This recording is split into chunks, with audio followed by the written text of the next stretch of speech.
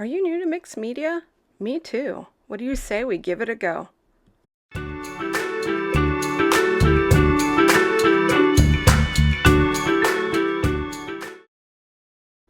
Hi, I'm Stacy and welcome to my channel. I hope you enjoy and are inspired to create. Let's get started. I'm using some distress watercolor paper, some distress oxides, some stamps I have in my stash, die cuts, and I'm just going to smoosh that down onto a craft mat.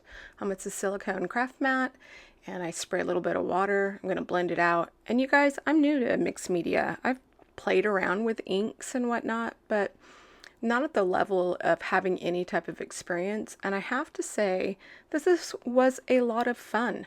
It was freeing. I was really impressed with how easy it was and how giving it was, and I think you should give it a go if you're intimidated like I was, and I still am.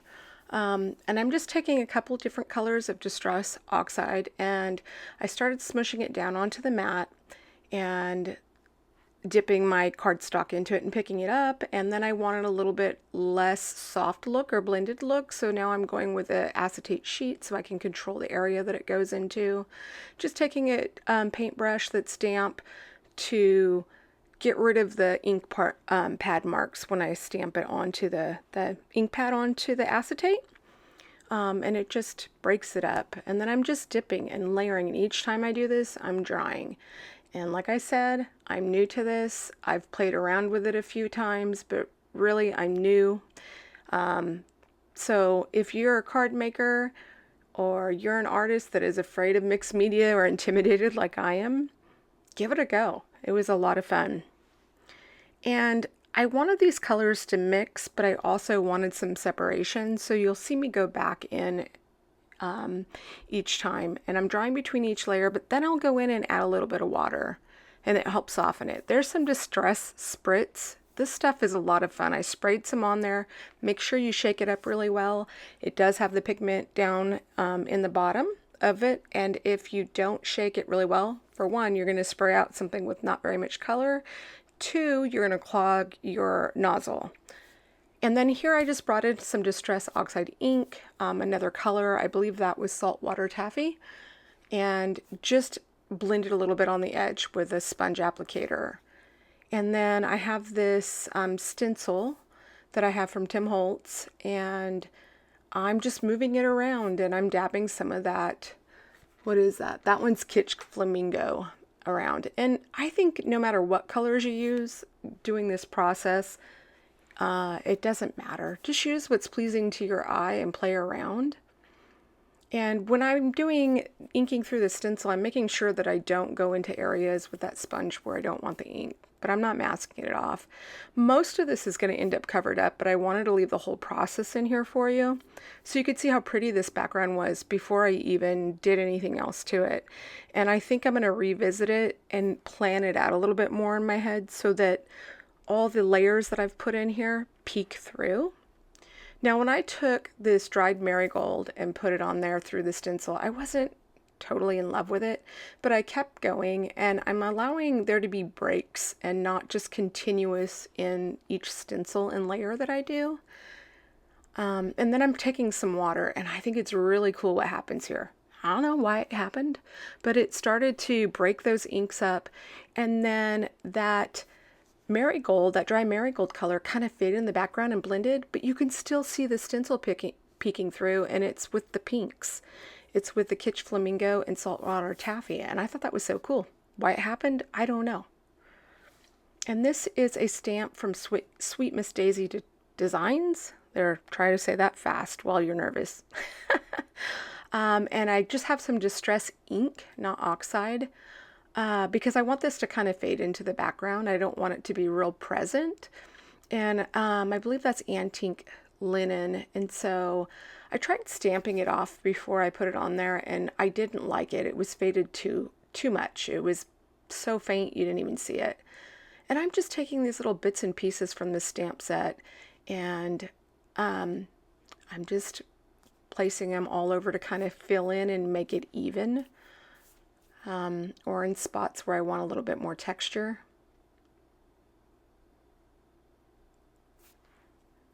And then I'm going to bring in this butterfly set from Tim Holtz. It's the same one that the stencil came from, and I don't believe it has a name.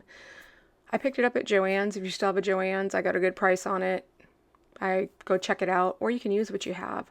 And I wanted these butterflies to show up but not be super bold because I'm going to be putting colored butterflies on top.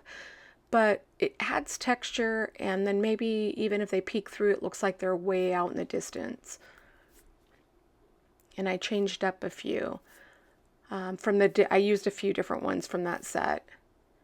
And then I'm going to ink this stamp out. This is an old Stampin' Up set, and then that's an old Hero Art set. So I just picked some butterflies I thought would go well together and that were different sizes, and even that one that's the side profile, because I didn't want all the same. And also, you could just do one butterfly and it would be really pretty. And I wasn't quite sure which ones I wanted to use, so I stamped out a few, but I only ended up using 3 of them. And then I'm going to go ahead and color this. The one thing I'm comfortable with, right?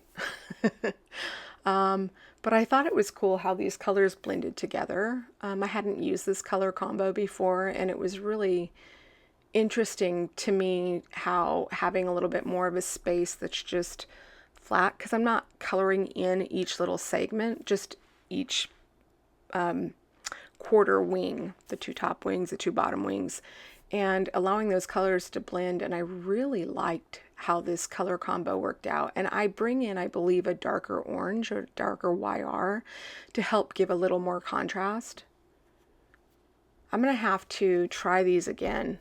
And this was really easy to color. So if you're intimidated by coloring, all you're doing is doing some flick marks and just over the entire image. And even some of these, I went outside the lines because I'm going to fussy cut them.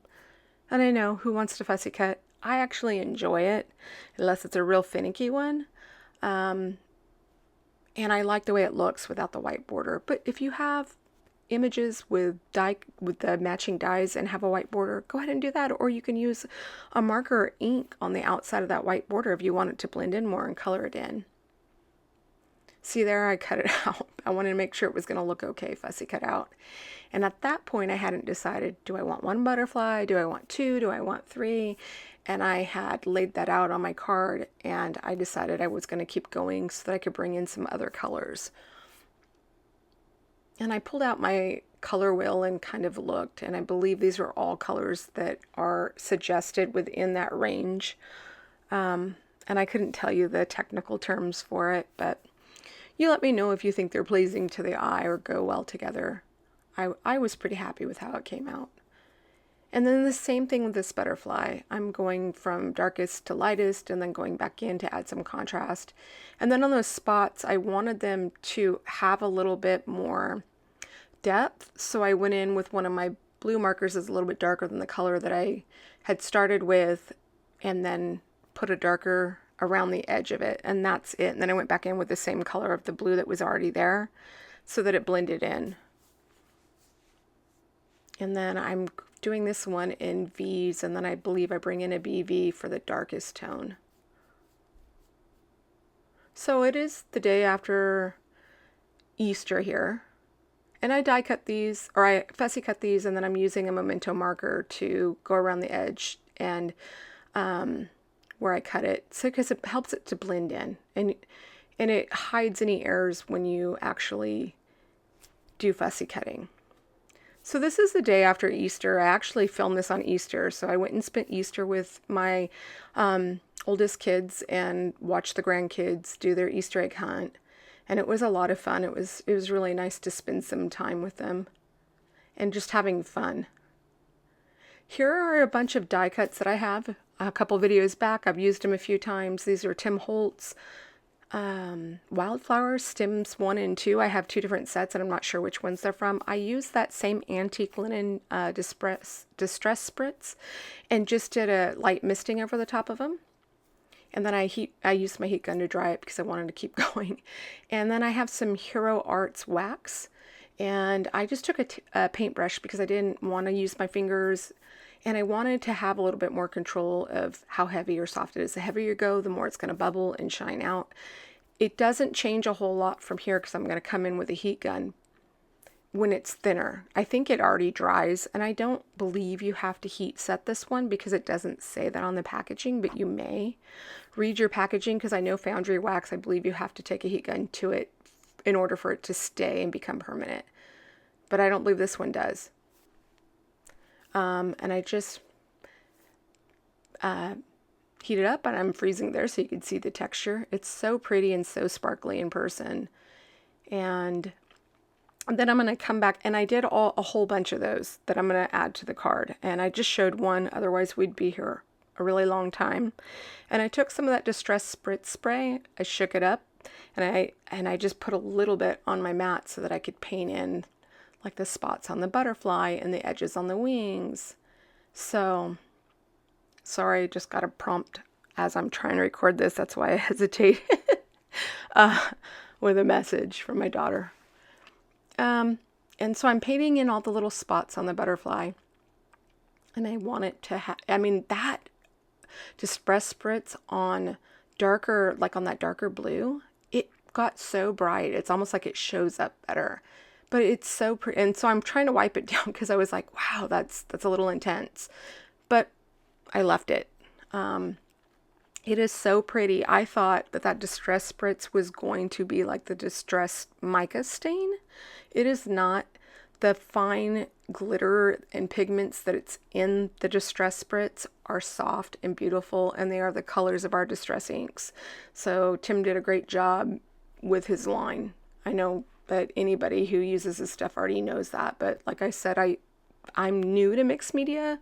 I've dabbled a little bit in playing around with what I have because I bought stuff thinking, oh, I want to try this. And then I never did. Or I did and I wasn't real happy. And I just thought, I'm going to go for it and try to find a balance in between what I like and what mixed media is. And I think that's what it is. It's just using all different mediums to achieve different looks or the look that you want.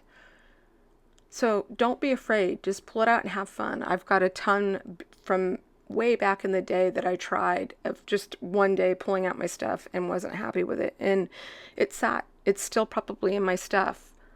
But I'm glad that I tried this, and I encourage you to try new things if you're new like me.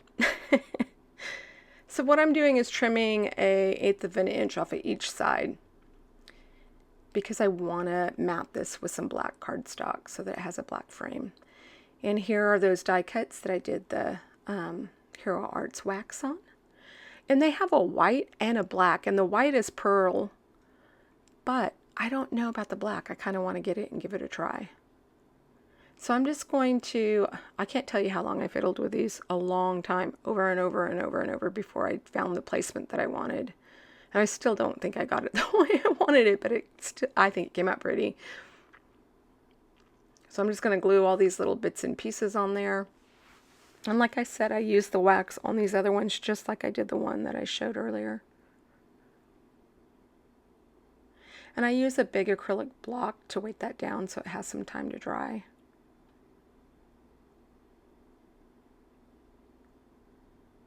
Did you guys have a good Easter?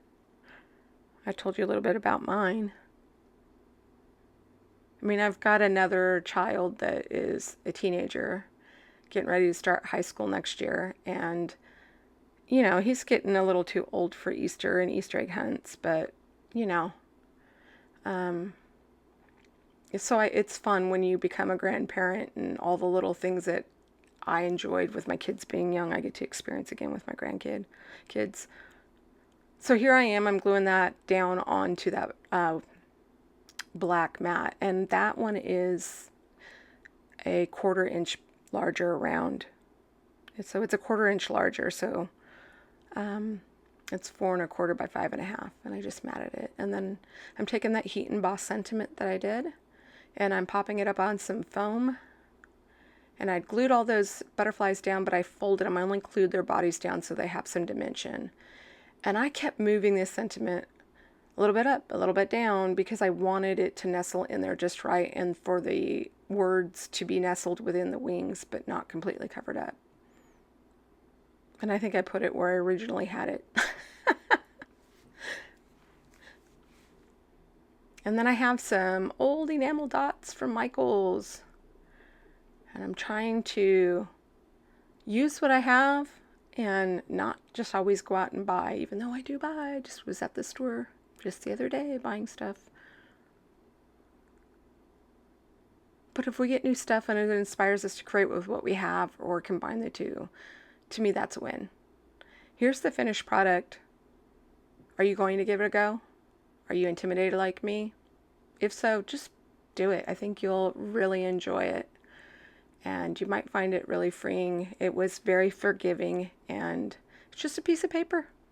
Thanks for stopping by. If you enjoyed this video, please like and subscribe, and I'll see you guys next time.